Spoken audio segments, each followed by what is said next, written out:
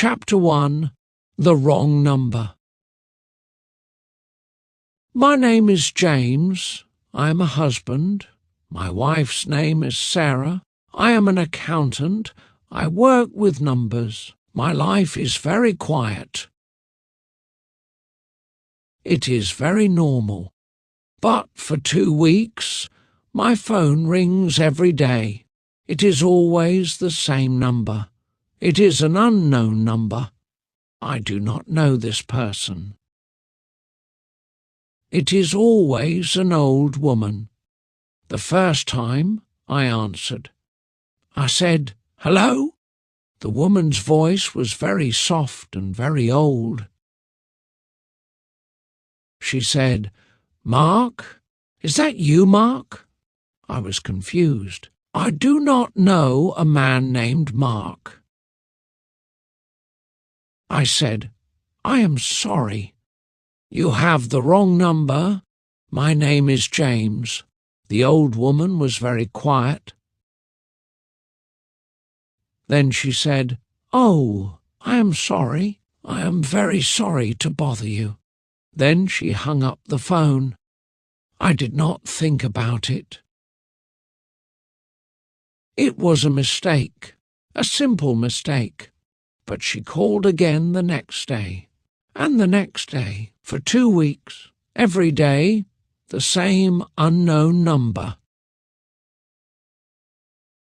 Every day, the same old sad voice. "Mark, please." Every time I was very polite. I said, "Ma'am, I am sorry. This is the wrong number." I said, "Please check your number. My name is not Mark." I felt bad for her. She was old, she was confused. But I was very busy. I had my own work. I had my own life. I just wanted the calls to stop. Chapter 2. The Memory. Today the phone rang again. It was Tuesday. I was at my desk. I was working. The numbers were very difficult. I had a headache. I was very tired. I saw the unknown number on my phone. I was angry. I did not want to answer. I wanted it to stop. But I answered the phone. I do not know why. I said, "Hello?" I was not polite this time. My voice was cold, but the old woman did not ask for Mark. Her voice was different today. It was not confused. It was shaking. It was very, very weak. She said, "Mark, honey, it's Mom." My heart stopped. My work, the numbers, everything disappeared. She said, "I just wanted to hear your voice. Are you okay, my son? Are you eating? I am worried about you." Her voice hit me. It hit me very hard. I thought about my own mother. My mother died last year. She was sick for a very long time. I missed her every day. I missed her voice. I missed her calls. I remembered her last phone call.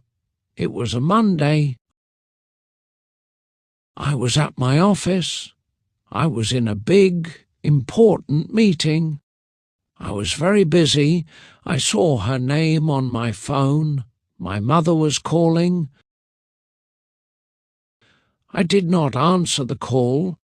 I rejected the call. I pushed the red button. I sent her a message. I wrote, "I am busy, Mom. I am in a meeting. I will call you later." I never called her later. She died that night, in her sleep. I never heard her voice again. I rejected my mother's last call. This memory is a stone in my heart. It is a very heavy, cold stone. I will never forget that day. The old woman was still on the phone. She was waiting. "Mark, are you there, honey?" I could not speak. My throat was tight. I said, "I am sorry. You have the wrong number." I hung up the phone. I sat at my desk. I felt terrible. I felt sick. Chapter 3. The Angry Man. 2 days passed. My life was not good. I had a fight with my wife, Sarah. It was a very big fight. It was a very bad fight. We shouted. We were both very angry. We shouted about money. We shouted about my work. I said, "I work hard every day for this family. I am always tired."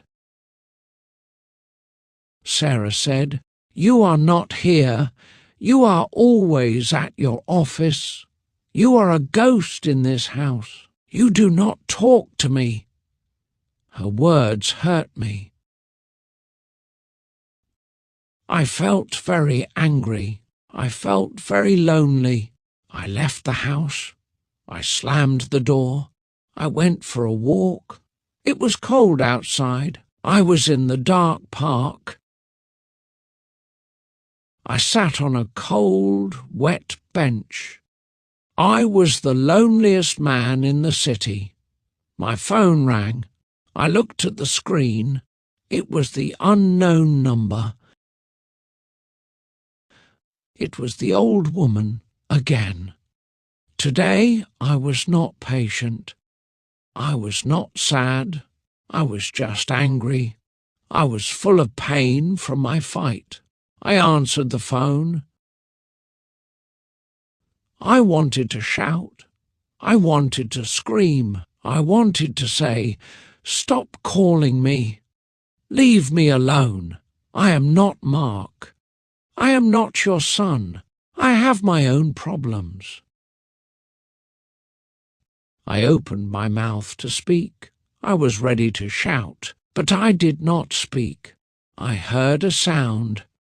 It was not a voice. It was crying. The old woman was crying. It was a very soft, very sad sound. She did not say hello. She just whispered. She whispered into the phone. She was crying. "Mark, Mark, my son, why don't you answer me? I am so alone. I miss you. Please, just call me. I am so scared." My anger disappeared. My fight with my wife disappeared. All my small problems were gone. This was not a mistake. This was not a wrong number. This was a mother, a very lonely, very sad mother. My mother was gone, but this mother was here, and she needed a son. Chapter 4. The Answer. I stood in the cold, dark park. I looked at my phone. I could hang up.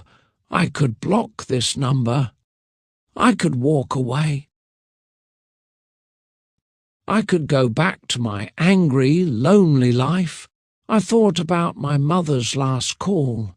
I rejected her. I pushed the red button. I cannot push the red button again. I cannot hang up on this mother. I must answer this call. I took a big, deep breath. The cold air hurt my chest. My voice was shaking. I tried to speak. I said, "Hello, Mom." No, that was wrong. I said, "Hello, Mum. Hello, I am here. I am here." She stopped crying. There was silence on the phone. Then she spoke. "Mark? Oh, Mark, you answered. You are okay." Her voice was full of light. She was so happy. I did not lie. I did not say yes. I did not say no. I just said, "I am here. I am okay. How are you? Are you okay? How was your day?" I listened. I just listened. She talked for 20 minutes. She told me about her day. She told me about her cat. The cat was sick. She told me about the weather. It was a normal, simple conversation. I did not talk. I just listened. I listened to a stranger. I listened to a lonely old woman. It was the phone call I missed. I was answering my mother's last call. I was answering the call I rejected. That was 6 months ago. Her name is Eleanor. Her son, Mark, was a soldier. He died 5 years ago. He was her only son. She has no one.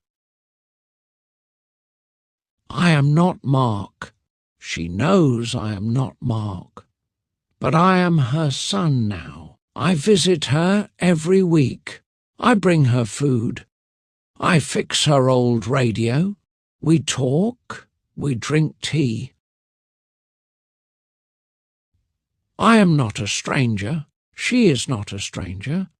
She is my mother. I lost my mother, but I found a new one. I finally answered the phone.